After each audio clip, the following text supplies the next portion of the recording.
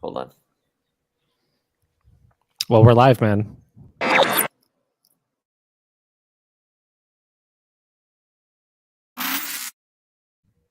Welcome back to the Dynasty Happy Hour. I am James Crease. You can find me on Twitter at FF_chef. Join with me tonight. We have Tyler Gunther, of course. What's up, Tyler? Same old, same old. You know, it's summer here. It's warm, but not as warm as what Arizona is feeling and the Southwest. I mean, I would be, those old like tunes that you get up, the cartoons where they like blow up or go on fire and then just turn the ash. That would be me if I lived in the Southwest because it's like 110 right now. Ouch. And that is melanoma season for this guy. So I'm glad I'm up here in the Midwest. And we have a special guest tonight, a DHH alum. I started with Corey Spala. Nice. 2 years ago, Corey? We've known each other for a while now. And Minimum. I mean, we still work together and collab on some stuff. Great to have you in tonight. What have you been up to? Thank you both for having me on here. What have I been up to? Just kind of hating myself a little bit lately. I had McDonald's for dinner, and I'm regretting that right now. Really, really a lot. No regrets. That's how you gotta live life. And the worst though is when you have like fast food at dinner and you think to yourself, you're like, oh, I'm okay. And then you remembered you had like Taco Bell at lunch and you totally forgot. You're just like fast food twice in Dunkin' a day. Donuts for breakfast. Yeah. God, that's me. I had Taco Bell for dinner. I actually brought my son for his first Taco Bell experience. Nice. And it may have not been the right day to take him out. I mean, his molars are coming through and he cried for like an hour and a half straight. You know what? I felt so bad for him. But I made his life better by taking him to Taco Bell this evening. Yeah, there's nothing like getting those molars out by having a Crunchwrap Supreme. 100%. I agree. 100%. He had his first Crunchwrap Supreme this evening. I was very happy about that. Hit that like and subscribe button. Hit it on YouTube.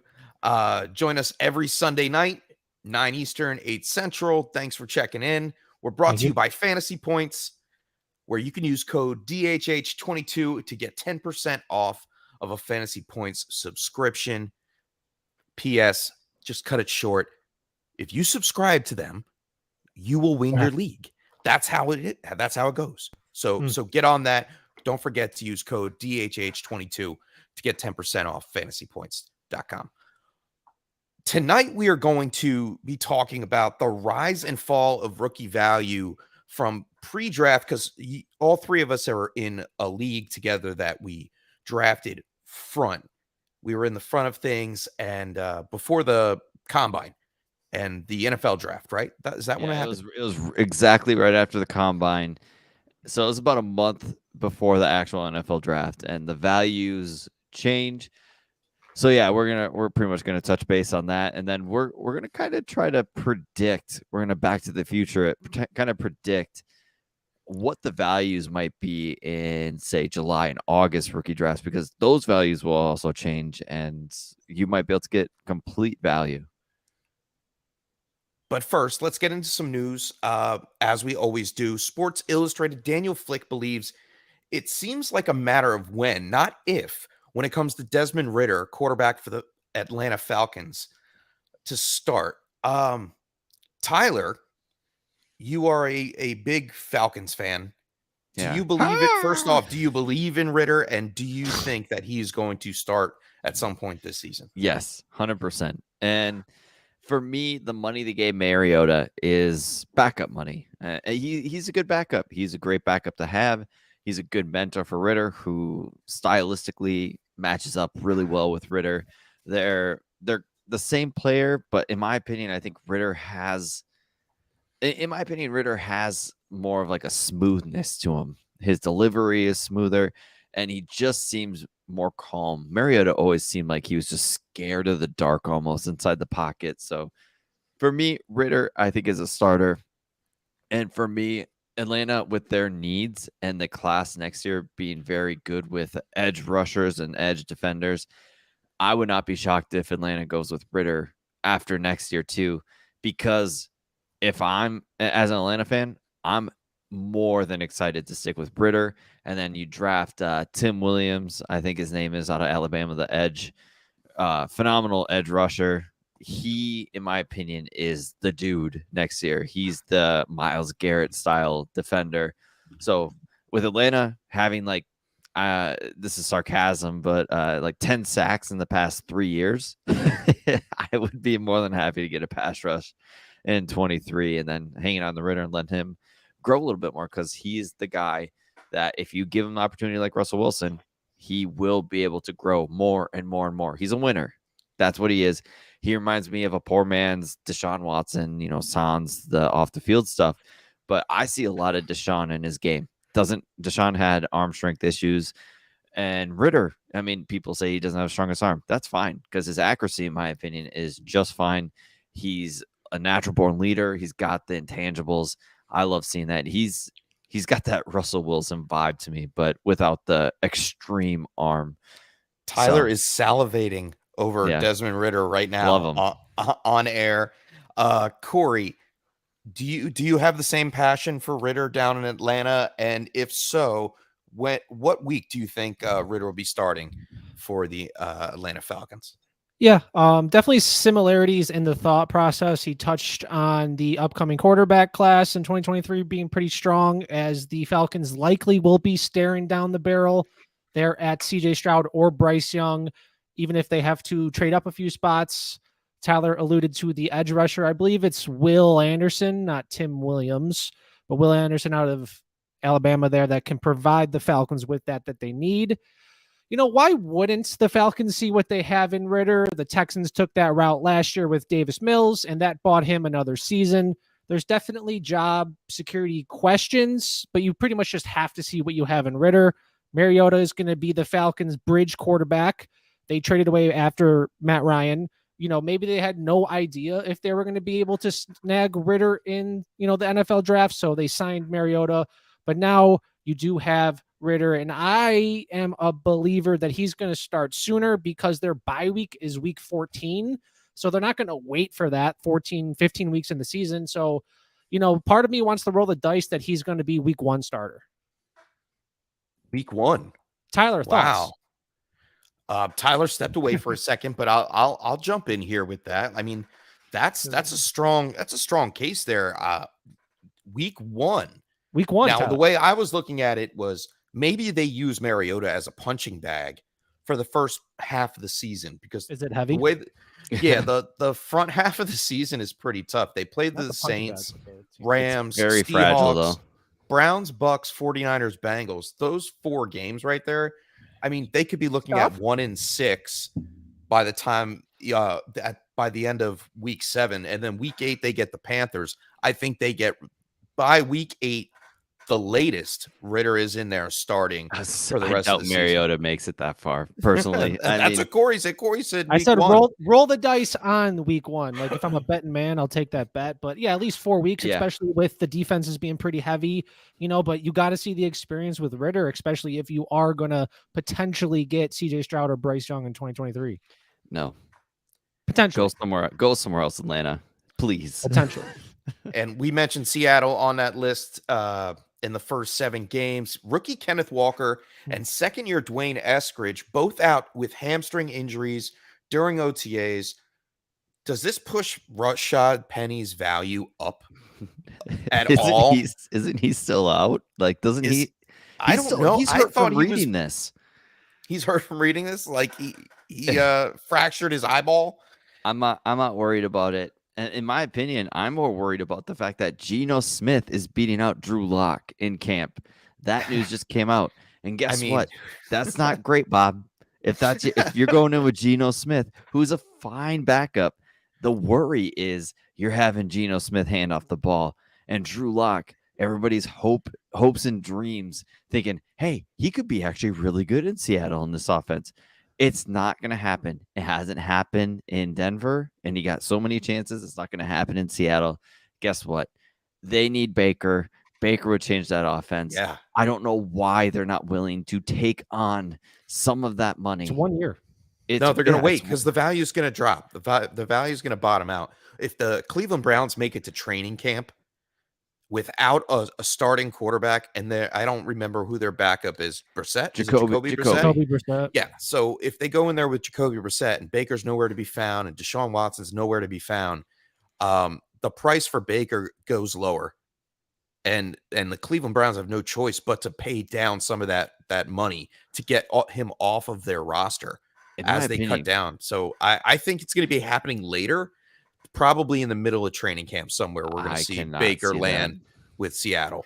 I think if he goes in, he goes to Seattle. If they did that, that is the second time they're going to screw Baker over, because Baker needs to be on a different team before training camp to get reps with his new team. If they were to do that, and then what they did with Deshaun Watson, the whole money thing, and then before then, what they actually did to Baker before all of this. Who's to say Baker doesn't want a more lengthy contract? Like, they're not going to just come in and say, "Oh, I'm going to pick up 1 year and his 5th-year option, and that'll be it." Going to give Baker money. He won't want that contract either. We may be looking at him sitting out a year.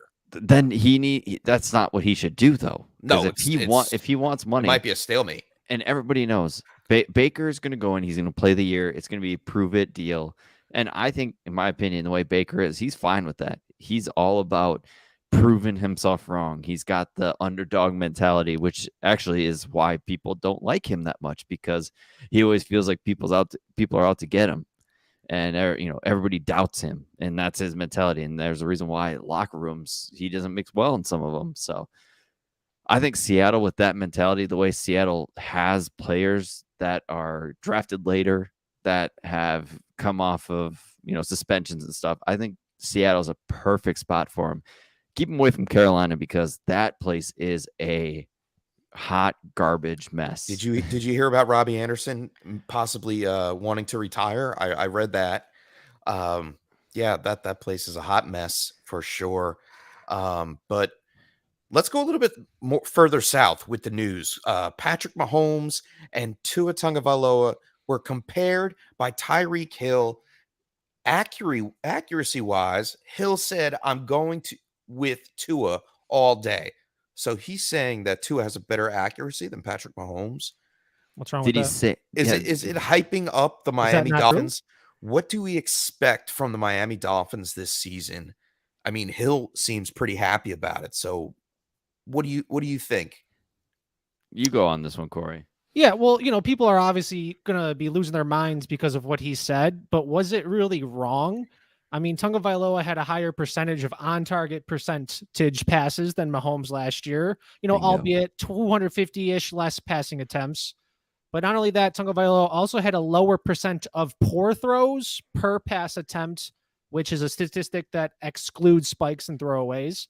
But you must be thinking, well, maybe Tagovailoa has, the noodle arm, so he's throwing shorter, but there was a 0.3 yard difference in intended air yards per pass attempt.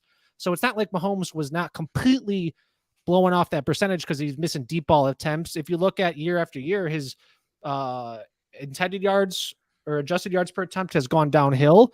So is Tyreek really wrong when he's saying Tagovailoa is more accurate? I think we would have a bigger problem if he kind of said that he was the better quarterback. Yeah, okay, 100%. Nice. Hey, now if he comes out and says Tua's arm is better than Mahomes, I think we all know. But I'm with Corey. When I read the accuracy thing, it's like, okay, yeah. I mean, what's wrong with that? He was one of the most accurate quarterbacks last year. That's what he's known for, is his accuracy. Now, can we talk about 40 yards down the field? How his accuracy's been? Maybe go 50 yards down the field. Yeah, then we're gonna talk about a different story. But yeah, Tua's fine. He's gonna be a fine quarterback. He's a good quarterback too for Superflex. I don't think Miami has any plan other than Tua. And for me, the contract they gave that Tyreek Hill, and they are cap strung for a while, they are going to be stuck with Tua for a while, because there's no way they're going to be able to go. Oh, they're all in. They're not going to go out and get Brady for the money he's going to want to get, unless he's part owner, which rumors have it is that could be it. But for me, is Tua's arm strength as bad as Brady's right now? I mean, that could be another argument. The Tua's a fine quarterback, but people are always on one side of the spectrum. Either he's going to be the best quarterback in fantasy, or he's going to be the worst. Why can't he be both? Why can't he just be in the middle? I mean, I look at it as from a franchise standpoint, the Miami Dolphins did what they needed to do to compete in that high octane offensive division with the Buffalo Bills and the New England Patriots. Like, they will get away from you point wise. And I think they came in, they were like, well, Stephon Diggs went to Buffalo and now all of a sudden they're scoring a lot of points. They brought Tyreek Hill in. He gels with Tua. They're all happy. Everybody's happy. They're going forward with a new offensive coordinator. I like the mood in Miami, but I only see them winning like 7 to 10 games tops this season. So it's gonna be a little bit. And Tua, he'll probably get in a contract extension. And the worst part about Miami is they have, according to the fantasy footballers UDK, like their strength of schedule for receivers is 28th. So it's not good. Right. It's their strength of schedule is not good. I mean, the AFC East corners are pretty much standout corners. What the Miami's strength of schedule is good is for running backs, which is number 1. So their running backs they could eat, and McDaniel's gonna want to. There's not 2 of them. It's not a twin. It could be. Who knows what's going on in that brain? Yeah, I mean, Smart guy. We he has also 2 and 1.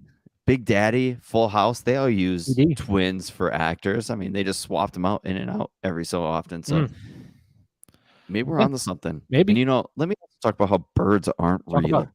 Birds are talk real, about dude. it. They're robots. No, I'm kidding. Maybe. Something else about the Dolphins, though, like if Tua doesn't work out, they have 2 first-round picks next year. So maybe they could make a push up, even if it's not for the top one, but maybe if it's like the Slovis guy, the 3rd quarterback of the draft. But, we'll see. We'll see what happens. I'm a believer in Tua, and like you said, a good quarterback, too, in super flex leagues. Yeah, and I think the deep ball will go up a little bit more, and maybe his accuracy goes down slightly.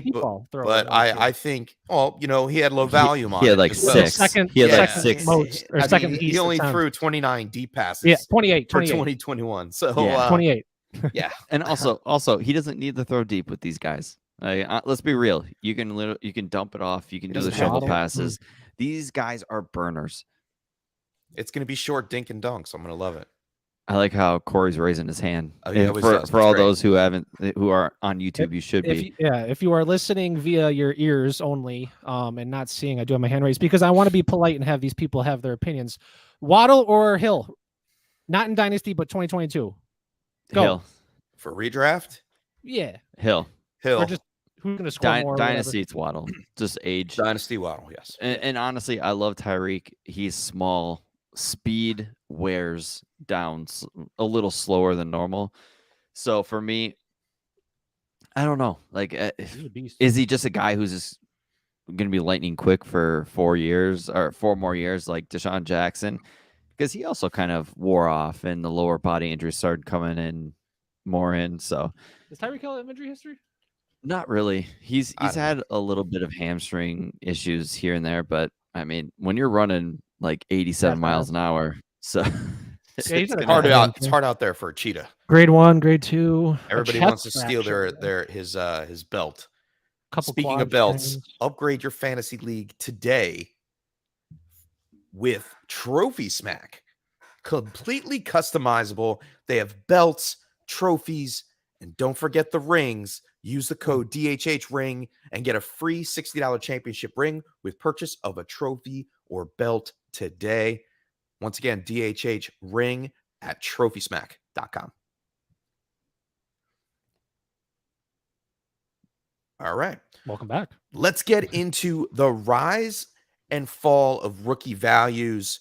Now, we're talking pre-draft, and I know, Tyler, you wanted to bring up the league that we were in that we drafted way ahead of the NFL draft.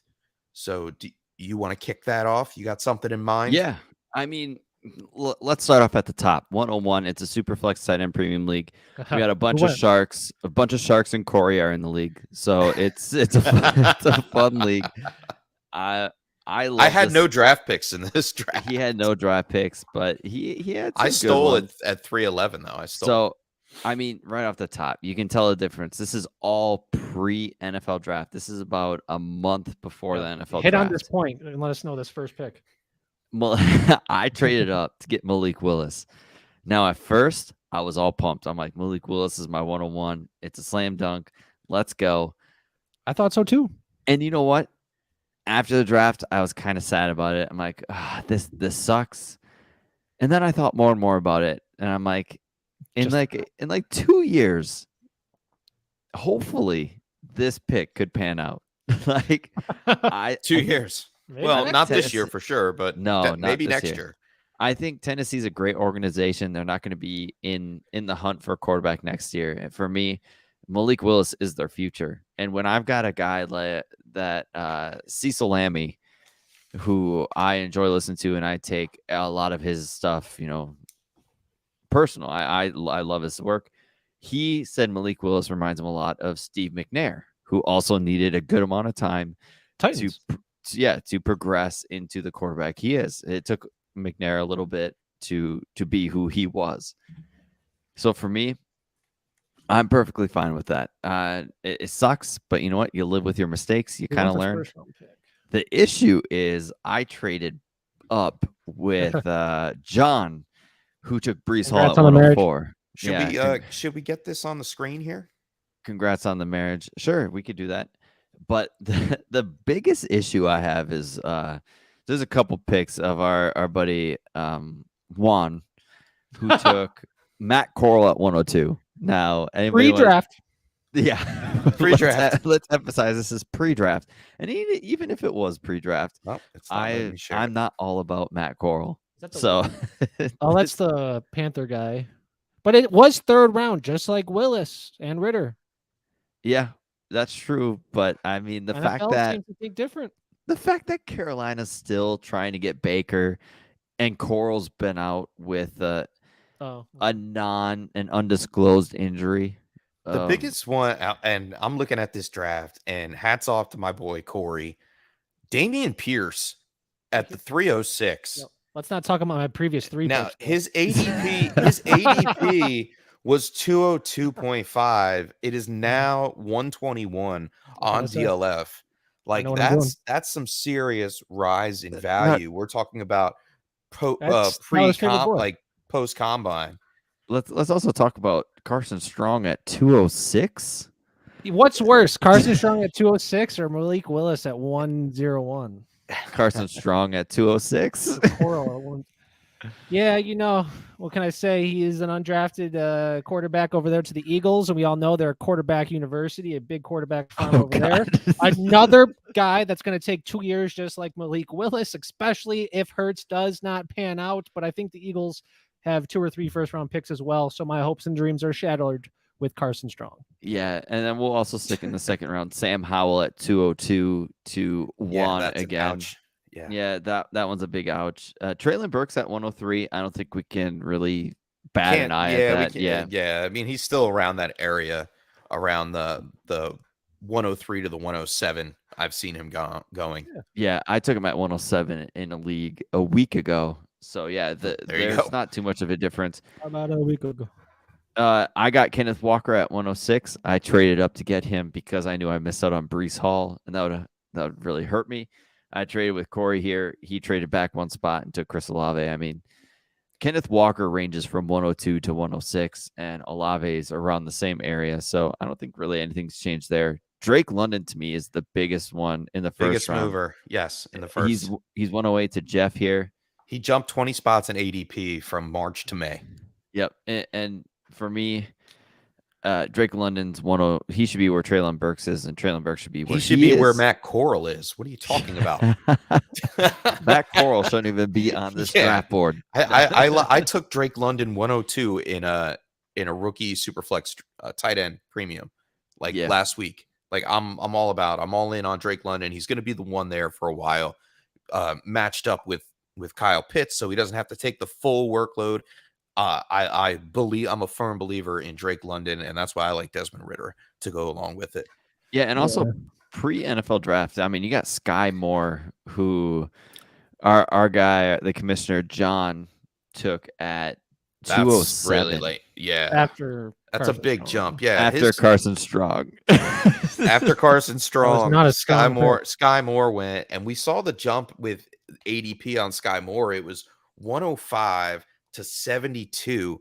Like that's crazy. Almost 30 points Yeah, in 30 spots. Yeah, in startup, the big difference is just landing spot. And for me, there's a lot of people that I've actually started listening to that have also started going with the opposite of what a lot of people are going to, and they're not trying to let landing spot kind of deflect their thoughts originally. Because I mean, we saw with AJ Brown, people loved him. Landing spot wasn't great, so he fell to the second round. People are trying to do the opposite too, and try not to let that affect their draft slot. Like, hey, Sky Moore was like a mid-second, early second.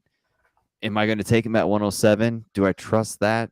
Or am I going to stick with my original thoughts and not let the landing spot of Kansas City really deter that? Because let's not forget, Sky Moore, yeah, he's a second-round pick, but he was a late second-round pick.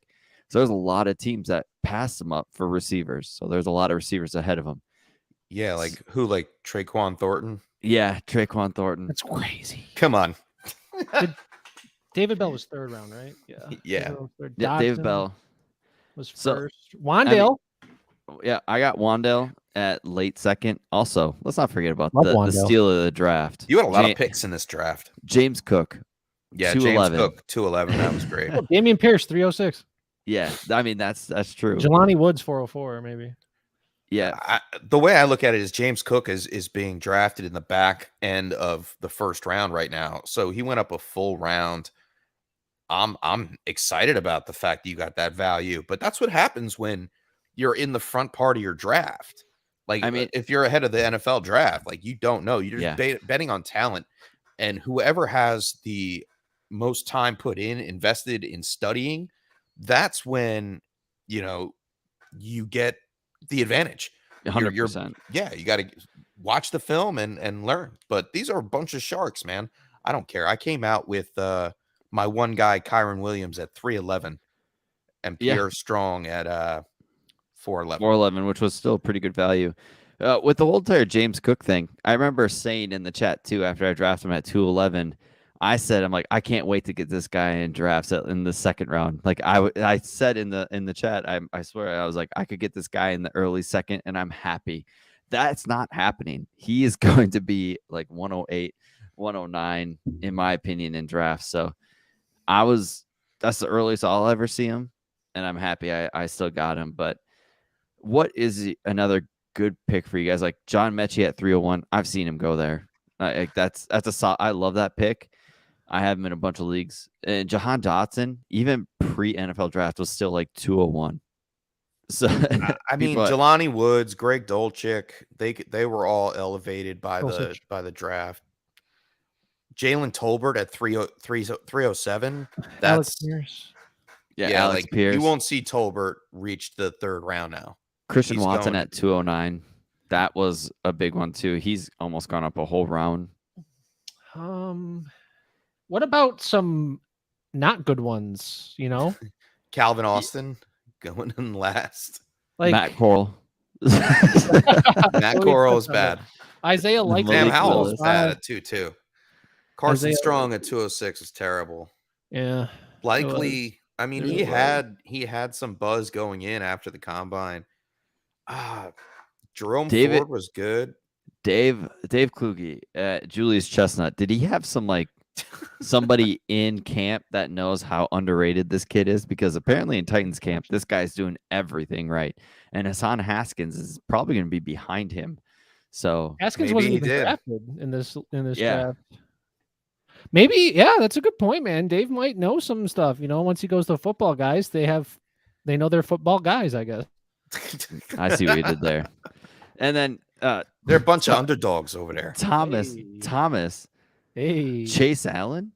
Who's Chase Allen? And he's 24. I think he's got some speed on him. Oh. But he's 24 though. Chase Allen, player profiler. He's older than you, Corey. Oh yeah, dude's got some speed. He's 4.84. That's not very fast. That's not speed. For a tight end, that's I'd say that's okay. That's bad. Yeah. 4.7 is the cutoff. 4.72 if you want to be generous. Yes. Right. And You guys, and go ahead. Oh, I was gonna say, Rashad White at 208 is also pretty good value. He's Jeff. going. Jeff had a he- good draft. Yeah, he had a very good draft. He took value, and he's also a player that does his tape evaluations, watches tape, and kind of Heavy goes guy. with what he thinks. Isaiah Spiller at 111, that one hurt. Yep. But are we really that upset about it? In my opinion, I Yeah. still think Spiller's RB4 in this draft class. It's bad. It's just bad when you like just see who went after. But Yeah. again, pre NFL draft, these guys, Spiller, they had the hype. So you kind of were capitalizing on that, especially when you missed out on Hall and Walker. Yeah. And Kenny Pickett at 112, which is probably where he's going in a lot of drafts. A lot of people don't like him. For me, I would take him at 106-ish range. I need your input. I think he's a good quarterback. So I'm on the clock in a home league draft, 1.08. I need a quarterback because I do have Watson and Tannehill and then Kyler. Do I take Pickett? The big seven are gone. Big seven are gone. Okay. Yeah. I mean, yeah, I think so. I don't think he starts this year. Kane, No. I think you're wrong. I could go trade for Trubisky. So for me, Kane said it best. Kane Fossil on the FF Dynasty. If you haven't listened to their podcast, they came out with a kind of industry mock, and Kane Fossil said it best. What is the one position that has the safest retaining value in this class? And it's Kenny Pickett. He even said, he goes, I would not be shocked if Kenny Pickett has the most value over any of these receivers in this class. He next said year? it would, yeah, next year. Next year, he said it would not shock me if Kenny Pickett has better value trade-wise than any of these receivers. What and about he talent? Said, talent? I mean, are we really talking about talent? Are we talking about value? Value. Are we talking about practice? As long as he doesn't step on the game. field, his value isn't affected. Not a Like game. he can come in and still have first round value next year. We're He's talking playing. about value. He's playing. Pickett's going to play. He's going to need to play because he's going up against some stellar 2023 quarterbacks. When did No, Big Ben play right away? Pittsburgh is good at drafting. They know their stuff. Pittsburgh is going to play. And development. Yeah, development's phenomenal. Like, how many quarterbacks have they had after Big Ben? Like, they took Cordell Stewart, who's a receiver, and made him a quarterback. Mason Rudolph was a third-round pick, and he was a shot in the dark. Duck Hodges. Duck Hodges. They actually gave a good start. one. That's a good one. Yeah. Why? How's that a negative against Dennis Kenny Pickett? Dixon, I mean, they had Charlie Batch. yeah. Charlie Batch had some good years. Yeah. So This is a fun game. So for me, Pittsburgh, they took him in the first round. They Landry Jones. They had their pick at quarterback. They had Mike Pittsburgh Vick. did. too. Yeah, they did. They did Oh, have sorry, So sorry, for me- sorry. No, you're good. Like for me, Pittsburgh had their pick. They could have went elsewhere. They could had have their just. pick. They could have went with Trubisky, They pick it. and then they could have drafted a quarterback next year. But what they do, they took one this year, one that they knew the best, one that they felt comfortable with. Convincing me. Kenny I mean- Pickett is the dude. Like he's going to out of start. Pittsburgh, you know. With He's their go- second round pick, Pickens. Pickett to Yeah. Pickens is going to be a Pickens. fun thing to say. And guess We're gonna what? be hearing that. Pickens. And they have Yeah, a nice well- picket fence around their practice field. Yeah, it's open pickings. Yeah, it's honestly, Anymore? I think people are going to be kicking themselves for actually not taking Pickett sooner. So for me, like, oh well, I'll take.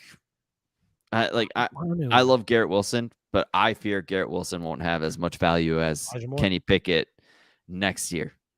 The So fact for that me, Moore's George better. Pickens went before Kenny Pickett in That's this fine with me. draft is amazing. I George mean, I'm Pickens fine is with it. awesome. They're very close to me. I love both players, but for me, the quarterback's going to retain value. They always do. Mac Jones did, and he was a early second round Ooh. pick. And Mac Jones, skinny Jones. Mac. So for me, give me the quarterback. The quarterback, and honestly, if he's a quarterback too, like you have Kyler and you're in this draft, he's a quarterback too. Oh, it's a 2-quarterback league as well. It's not a super flex. Yeah, take the quarterback. Quarterback holds value. KBH at the V.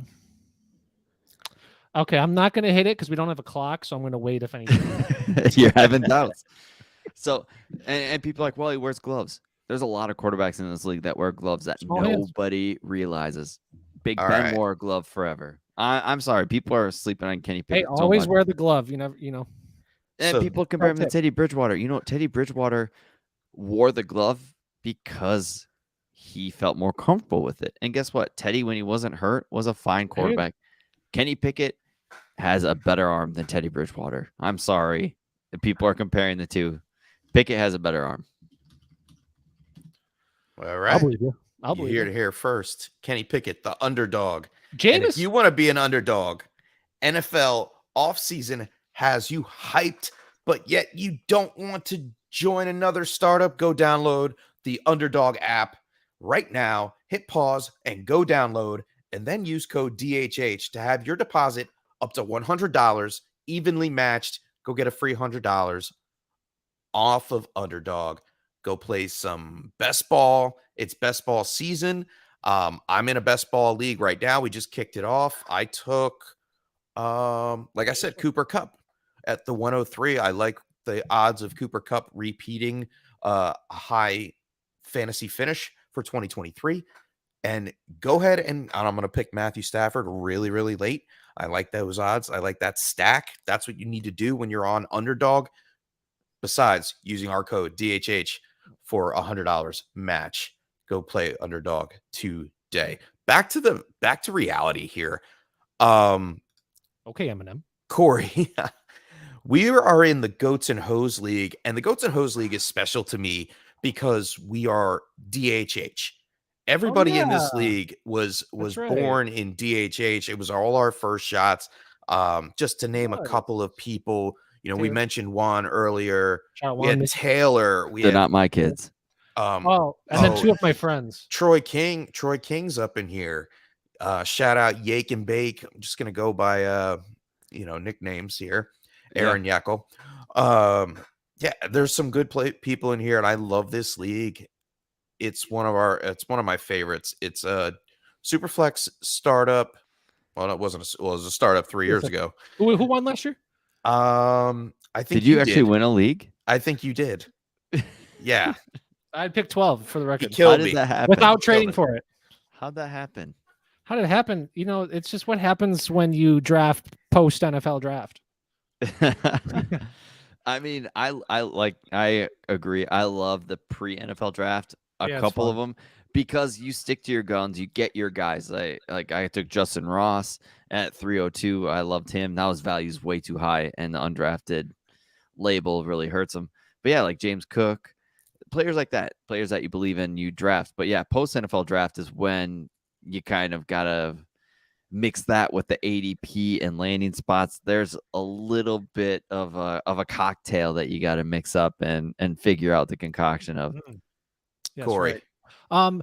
As content creators, I am a believer that we should be doing pre-NFL draft, rookie drafts, because we just really, if we're going to have these takes and walk the walk on Twitter, we should actually follow through with that and just kind of see where we're at. So that's why I appreciate our league, the Analyst League, a lot.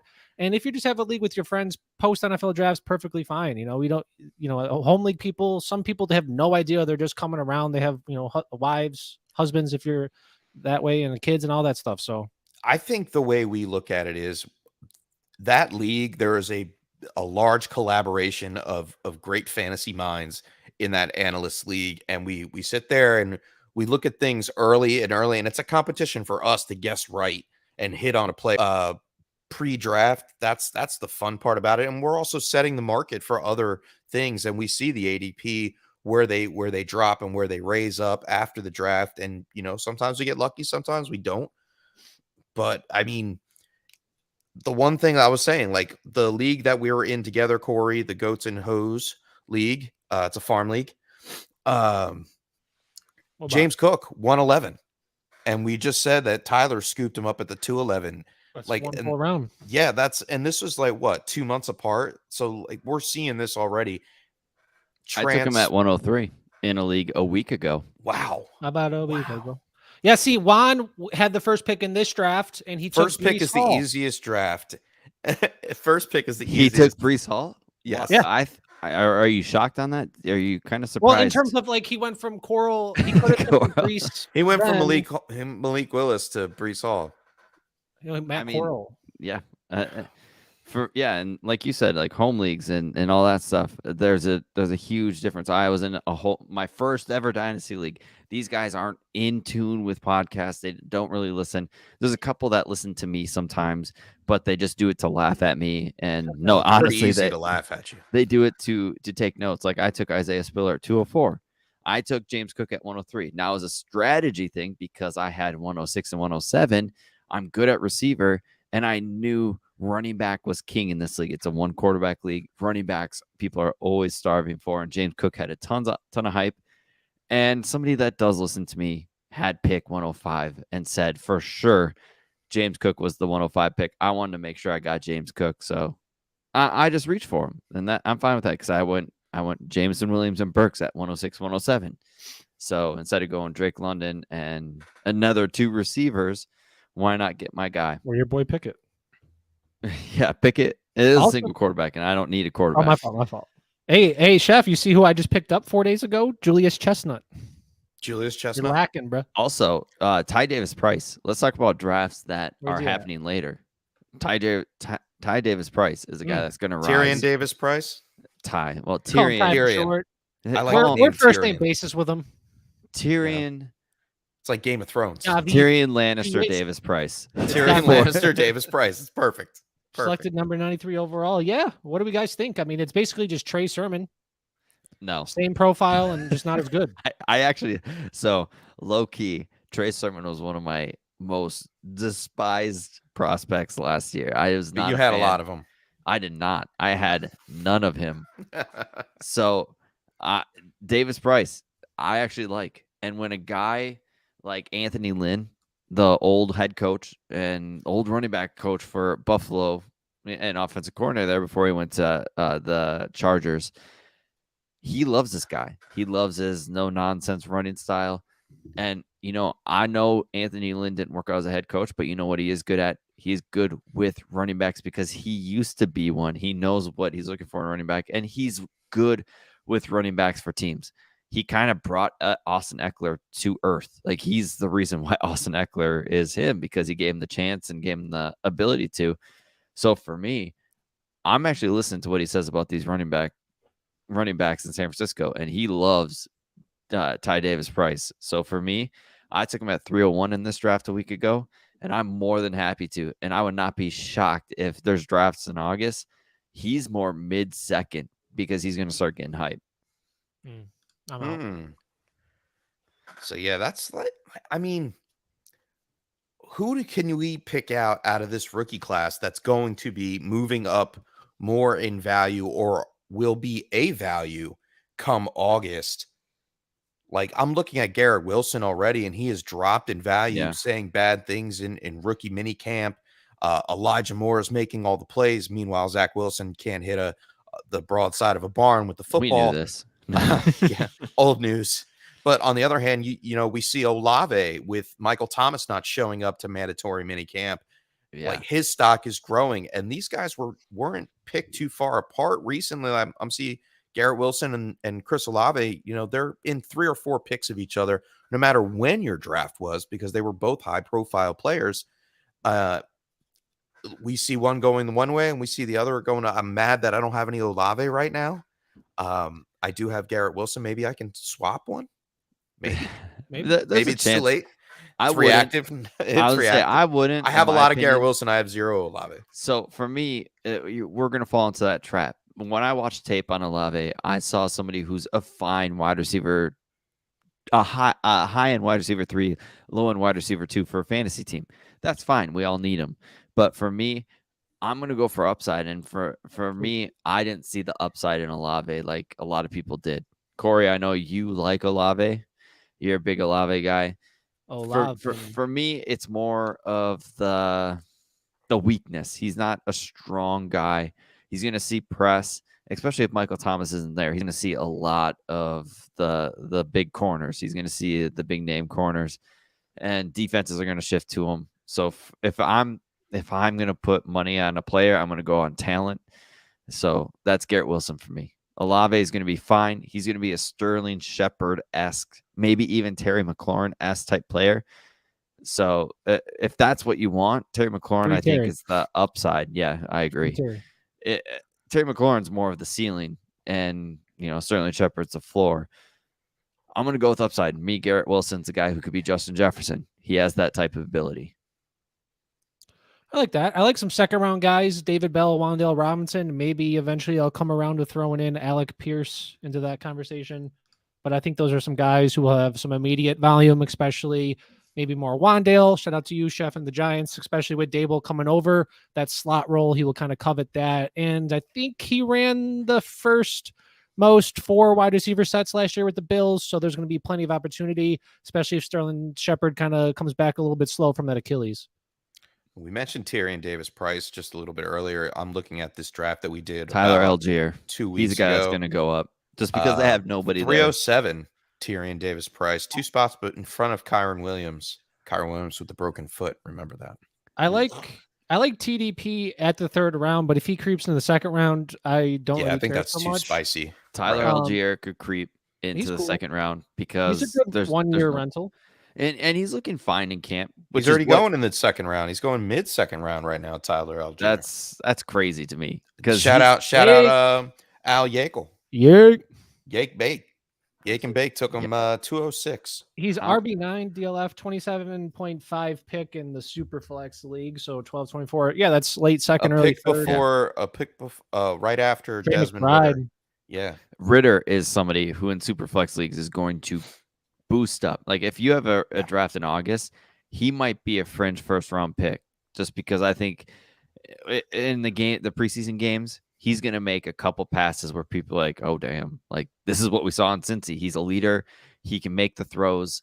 And I mean, look what he did in Cincy. Like people don't realize that he was a winner in Cincy, a 4-year starter. He beat out some very high recruits. Like this is a guy that doesn't take crap and he's in. Like he pretty much took the phone call from Arthur Smith and said, they fucked up. Whoever passed on him. Like that's what he told him. He's like, they fucked up. We are going to go all in.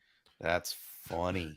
Another Giants that I like, the tight end they took Daniel Bellinger. Yeah. Great prospect and profile for a tight end. And if we're looking at the tight ends, maybe besides Jelani Woods, what better of an immediate potential role he can secure? Trey McBride's going to be dealing with Zach Ertz. Dulcich has Albert Ukwebunam, and Jelani Woods just has Mo Ali Cox. Jake Ferguson, maybe with the Dalton Schultz. Yeah, with the Dalton Schultz holdout, I think Jake Ferguson might actually just sneak right in there. Dulcich is going to be the guy that surprises. Dulcich. No, he's not a surprise if he hits for me. I loved his film. So like Cecil Lammey never got it. His value raised so high. Cecil Lammey, that's all he talks about as he's the guy that runs down the field. He's the guy for Russell Wilson that runs down the field. And it's Albert O, who is more the run a slant, run a curl, and stand there. Like it's Dulcich they're using as the pass catcher. And yeah. What's good about new head coach Nathaniel Hackett is he ran the 2nd most 2 tight end sets in the 12 personnel last year with the Green Bay Packers. And if you look at his history, he loves having his tight end too. He's been praising Dulcich all offseason, saying he's going to get him the ball and he's going to be that vertical kind of guy that you were alluding to, and who did it really well. I think he had 17.6 yards per catch at UCLA. He played with the Titans' 4th round pick, slipping his name.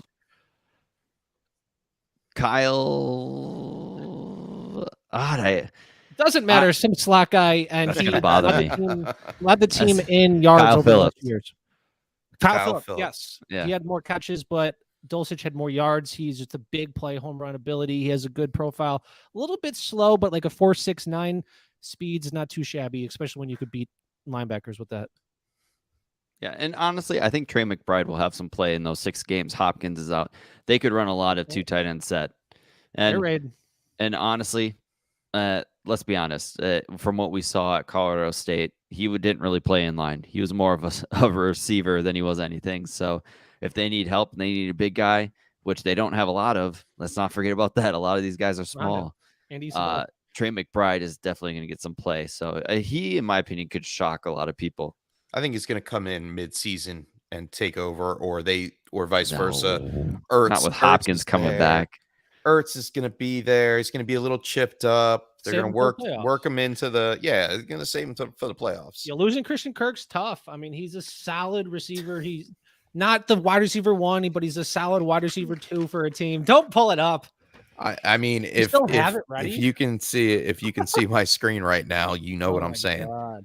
I am not a fan. Corey, you've been on that train Kirk's way too long. I good. suggest you jump He's- off before it crashes. Hey, Kirk is good. he's a very high prospect. He went to Texas A&M. So, I mean, there's talent there. But are we talking about top 10 paid receiver No. talent? No. Well, there was a projection contract, like they got He's ahead the of next it. DJ Shark, man. And No, also they it's just a had to 2-year pay. contract if you look at the details, but Yeah, they just had to pay because they're Jacksonville. Nobody it's a wants to go projection there. contract. That means they're going to feed him They pay 30% extra for the target humidity. share. No, Yeah, they pay extra for the moving logo travels. and the team. He had to relocate. Who else out there is good? Jerome Ford, maybe. Chef, you picked him. Cleveland. Maybe they move on from Hunt, and all of a sudden Jerome Ford steps up next year. Yeah, shout out It's a to year play. Alfonso. Oriano. What was his name that was on here on the show? Oh man, now Alfredo Brown. Alfredo, dude. Shout out to Alfredo I'm Brown. hungry. He loved Alfredo's Jerome Ford. Wait, spatula Alfredo? Yeah, That's what they called me in 8th grade. the not Spatula Italian Alfredo? Alfredo Brown Bachelor. said that he liked Jerome Ford. So I said, you know what? I'm Jerome's going to good. take Jerome Ford here and see what happens. I like to be very open on my rosterships. I want to have a bigger portfolio. I want to have support a lot of these players, and I want to roll the dice on some, see if You I can wanna gain some support a lot of value. these guys? I like So him. Jerome Ford is one of those guys that I think, yes, he could move up. He's got some competition in there with Kareem Hunt. We don't know what's going to happen, but Dearness Johnson. they paid Dearness Johnson not much. $2 million. He 2 got his mil. money though. I'm happy for him. Oh, I'm happy for him, Yeah. but it's a 1 year thing, right? He's an XFL Yeah. stud. Yeah. When- So I mean, he's like we 26 saw as him. well. He was able to carry the load, but I think Jerome Ford gets Whoa. worked in a little bit. I mean, so it's fine. No, Another- if Go you ahead. think about it, Cleveland, they didn't have many picks because the Deshaun Watson trade. David Bell. David Bell. That's why people are overlooking Bell because they hardly had any picks. Bell, if they have Watson, if they have a good, I don't Pat think they're going to Thrower. have Watson. No. Just putting it out there. but Jacoby can get the ball 10 yards away from because David Bell, let's Jacoby's be going to be honest. fine. I think Yeah. Jacoby's going to be fine. He's And a steal right For now. Jerome Ford, this running back room was Kareem Hunt, Nick Chubb, Dearness Johnson. They had 3 good running backs, and they still took them early 5th round, which is saying something when you don't have many picks. So for me, when they saw him, that was their guy. They wanted him. So I'm fine with that pick. That's like taking Snoop Connor or somebody like that early because, there's an opportunity there. There's a 5th round pick. Tyler Algier was an early 5th round pick too. Abram so Smith. Abram Smith. That's another guy. Corey, you had your hand up. Yes. So I'm going to bring this back to, we're going to circle back about the Baker talk and the money, right? I think Right. the Browns want the team, whether it's Seattle Panthers, to take majority of the money because they want to trade for Jimmy G. That's quite a statement. For a I- 1-year rental, they know they're not going to have Watson for this year. They get the contract. He's getting $1 million base salary. Jimmy G has a lot of money on his contract. I think he's around 18 to 20 million as well. Obviously, both of these are 1 year, but that's still a lot of money to be tied up into 2 quarterbacks. That's 34, 40 million potentially there with Baker and Jimmy G. And I think Jimmy G can provide a solid 1-year rental for this Browns team, who's kind of be competing. I mean, they were 3rd in whatever the division is, but they finished 2 games out. They beat the Bengals both times. They might have beat the Ravens too as well. So they're going to be competitive. I think they're going to be competitive with Jacoby Brissett, and that's it. That's Sure. their starting quarterback for the season. He's just not good. I think hey, I mean, it's not all about fantasy. They're going to run the football, and you know Oh, what? With Jerome Ford Ford. there as a late back, I think he makes his way in camp and he makes the team and he does what he needs to do, Ooh. and he Also, gets on the field at some Their point this strength of season, probably schedule later. is phenomenal. Like Nick Chubb is going to destroy this year. He's If gonna be a Nick star. Chubb can stay healthy, he will be the rushing leader. Like he will beat Derrick Henry and Ooh, all of them. Like Nick Chubb is going to have a insane year. Chubb's He may very not- healthy. Yeah, partially. Like he Can't for blame a me, running back He for missing a misses couple like games. a couple Yeah. games here or there. Yeah. yeah, I think 16, But last when he's year on the 16, field, 14. he's super. As long as they give him the ball. Nick Like Chubb there's is the best running back in the league. there was hands opportunities pure down. last year Yeah. where they should have given him the ball and they didn't. Yeah, I believe that's Nick why they lost in the playoffs. if I was starting a team and somebody said you can pick any running back that you want to run the ball, it's Nick Chubb. 10 out of 10 times. He's the Jonathan Taylor. best running back. Shout out Georgia. So Love Georgia Shout out running to backs. running back you. Shout out to Georgia, especially James Cook. yes, James Cook. Yeah. Oh, James Cook. So I want to ask Corey before we leave. Give me one player at every position, not the top guy as a rookie that you think will pan out, do well, and their value will rise higher than it is. Quarterbacks, you got to go with the third round guys. I'm going to go with Ritter. Okay. Running Ritter. back. I want to say Rashad White. I guess I will just for the sake of time. Rashad White. Receiver Wandale and tight end Greg Dulcich. Okay. Now, are we sleeping on John Mechie, by the way? Is that the Dallas guy? No, yes, that's everybody's Houston. still sleeping. Oh, Houston guy. He's still recovering Everybody's from the still ACL. sleeping. Yeah, but that's Yes. okay. He's the Alabama guy that can make things happen. I just think- Everybody's yeah. sleeping on John Michie. I'm taking him late in best ball drafts right now. Very, very late. I'm taking him behind Nico Collins. I like his style. I think he's going to produce in the latter half of the season. So yes, John Mechie. People like are him. sleeping on him right now. Also- Field stretcher. He's still Also- a second round pick. Pickens, I think, is going to be Oh, where nice. Yeah. Pickens is somebody who I think is going to end up being where we all projected him as before the ACL injury. So for me, he could be right up there with Burks and even Drake London. I took him in the first in that league we talked about Yeah. with Chef. So we've read this story before, and tell me what receiver recently had the same pretty much storyline of Pickens. Did you just ask me a question? Yeah, and it's I T. wasn't Higgins. listening. It's T. Higgins. T. Higgins' Oh. storyline is almost Yeah. absolutely similar to guy. Pickens. Like they're it's like right on the same level. Injury in college that dropped them. They have a rookie quarterback. Like everything is here. Yeah. They were an early second round rookie pick. Like this is the same story. We've read this book before. It's just it's you just could a say the knockoff same. version. You could say the same thing about the quarterbacks in this draft compared to Jalen Hurts when he got drafted. He was 204. I got him 204, 206. You were getting Jalen Hurts in rookie drafts, and now we're looking at Malik Willis and Desmond Ridder going mid-second round. Like they could produce, and their value will go up. Like there's no reason not to take a second round quarterback, take a shot on a second round quarterback in a super flex league. Yeah, I think the first round pick was a little bit too strong because Mackerel. the wide receivers in this class were the best option. There were plenty of them, and we're starting to see like the top three running backs: Walker, James Cook, and Brees Hall. Like in the first round, that's fine if there's three of them, but mainly it was wide receivers. So if you're taking Malik Willis, Desmond Ridder, they could pop next year. They're not going to pop this year. Jalen Hurts took a year to get on the field. You know, So- everybody has to remember that. And people are going to come at you with the, why'd they drop to the third round? Well, if you actually listen to the coaches talk about it, it was because the draft was deeper at other positions. It was deeper at corner, and the needs of teams weren't with the quarterback because of the offseason. The offseason had plenty of quarterback moves, which actually shifted teams' needs. Like Seattle had needs at offensive tackle. You're not going to put a rookie quarterback in behind that offensive line. Like, what would be Justin worse? Fields. What would be worse?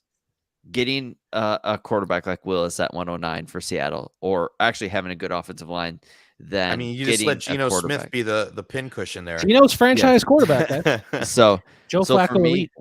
for me, these quarterbacks were fine. From what I'm reading from the coaches, it was all about the draft and the strength of the draft and what teams needed compared to them actually getting a quarterback, because a lot of teams didn't really need quarterbacks, and the teams that did had other needs, stronger needs at other positions that they needed to attack. And when Atlanta even talked about Ridder, they said they had Ridder as a first round grade, but every time he fell, they had another player that they needed more on the board, so they Makes took sense. them. So for me, I'm not nervous about it. I think they're still as talented. I think Malik Willis is going to pan out. Ritter will pan out for me. I think the one that isn't is Coral, and yeah, Howell. I really hope does, because I believe in Sam Howell. I really do. I think the days are numbered for Carson Wentz. We talked to Tyler's brother. We talk about him here or there. We talked about him a lot post combine, pre draft, but I think Sam Howell has the tools around him to really be somebody they need. Like, they need to free Terry. They need to pay him. He needs to be on the field. He's going to be the spark in their offense that holds that franchise together. Trade him Yeah, I would trade him right now to the Packers. But I like Sam Howell. Christian I think Watson. if you got Sam, I got Sam Howell late in a lot of drafts. Yeah, And I'm okay if he pops, even if he's a QB2. There's some QB2s that take a step into the QB1 Gardner direction. Minshew. Derek Carr was a QB2 for the longest time. Kirk Cousins, QB2. I'm okay with that. If it's a super flex league, Sam Howell shouldn't be left on the board anywhere. 100%. All right, now Corey, last good. question. Let's hear it. Who is your most rostered rookie right now? Like, who do you feel like you have Greg the Dulcich. most? Dulcich, okay. Dulcich or McBride. I think I'm 5-5 on them both. I believe from that dynastyplanet.com, that rostership, I think I have 5 of each. Nice. I'm a tight All end right, guy. awesome. I I like mean, tight end. it's not a bad class to hit on him, because there's like Jeremy Ruckert's a guy I really like. So he's injured now, but if Zach Wilson can't throw it beyond, if he can't hit anything, yeah, it's gonna be trouble. So Corey stole Greg Dulcich in probably like 2 or 3 leagues that were together. He stole him right underneath sniped the crap out of me. He's a total dynasty nerd, and you could be a total dynasty nerd as well. Go to dynastynerds.com and sign up for the Nerd Herd. Use code DHH for 15% off any subscription. Sorry, Corey. I felt the need to slip that in there. No, you're good. You're good. You're good. You're good. Yeah, Dulcich and maybe Wandale, if we're not at tight end, I believe might be up there at 3 or 4. I think I've done. okay. I'm telling you, Kadarius Toney is still going to be the guy. He's going to be Debo light. If he He can really stay healthy. is. I believe he will. There's roles. And I think Wandale, as we like to call him here, he does something as well. Shepard's on his way out. I'm hearing reports of Slayton not making the team this year. Yeah. So that's something to pay attention to as it opens up. And Galladay's under contract, so it's Galladay as a wide receiver 2, Tony as the 1, and Wandale running the slot guy. Yeah. You heard it here first. Chef said Wandale and Tony are the poor man's version of Jalen Waddle and Tyreek Hill. I like it. I like it. Why has it got to be poor man? Why can't they be better? Oh, wait, the quarterback situation there. That's right. Yeah, and probably just the talent too. Called Danny 9 pennies. That would be another interesting story. Like, who's better at fantasy, Daniel Jones or Tua? Fantasy, not as a quarterback. Russian upside, maybe. Yeah. Jones has probably hit it Russian higher upside? more times, I'm sure. Depends on how He's many got something times to he prove. hits. But I like those 3 receivers. He's got a I mean, better arm, in my opinion. Okay. Yeah, down the field. Yeah, for Down the sure. field, You can push it. And good, All right. good thing about those 3 receivers, they have 3 roles in the NFL, and you hit them both. Galladay, outside, Yeah. Tony, doing his thing, stretching, And then- everywhere. And then yeah, Wandale in the up in the slot, slot. along with who they have? Ricky Seals-Jones. He's not going to do anything. Bellinger, baby. Bellinger, yeah. Hey, Saquon, Barkley. obviously, balling out. Barkley trusting his knee. And Barkley you know what? is, looking good this year, apparently. I got to I put his said- jersey up behind me. I- Years I'll say- removed. I said it last year. I said, watch Barkley destroy the year, not after his ACL, but the year after that. Because Delvin Cook had an okay year after his ACL. He had some injuries, Forever. but Delvin Cook scorched the earth the Delvin Cook. second year away from his ACL. That's when Delvin Cook became Delvin Cook. So Saquon, there's still hope. And for me, he could be a buy. So Yeah, he's definitely a buy right now. Yeah. He could be special this year again. They juiced their offensive line in the draft. That's solid. Oh, New coach, new mind frame, but they're used to having new coaches there. We'll just have to wait and see. From all of us to all of you, have a great week. We'll check back with you next week. Shout out to my man Corey Spala once again for coming on. You can follow him at Corey Spala on Twitter. Thanks, Corey. And from Tyler, James, Doug is on a cruise swimming with the fishes. We'll be back next week. Whoa, you said that like swimming with the fishes. Wait, hold on. Should we worry about Doug? I mean, you can, but I'm sure he's fine. He's on the boat. Yeah, but you said it in like an Italian way. Boats, and, well, yeah, you know, he's, like I meant he's scuba diving. You know, he's snorkeling. Yeah, that's what they he's always in the say. Caribbean. You know, That's what they always swimming say. with the fishes. He's scuba diving, quotes unquote, like that. Yeah. I mean, we should all look into Doug. Doug, if you're okay, let us know. Shout out to Doug. We miss I you. could be here every Sunday. Oh, Well, it looks like Stealing we don't purple need to worry scars. about it.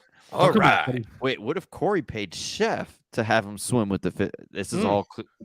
Hey! He did say we're don't, sharks. we don't talk about that on film. Are we still rolling here? Oh my God, Tyler! All right, push the guys. button. Thank you so much. See you next week.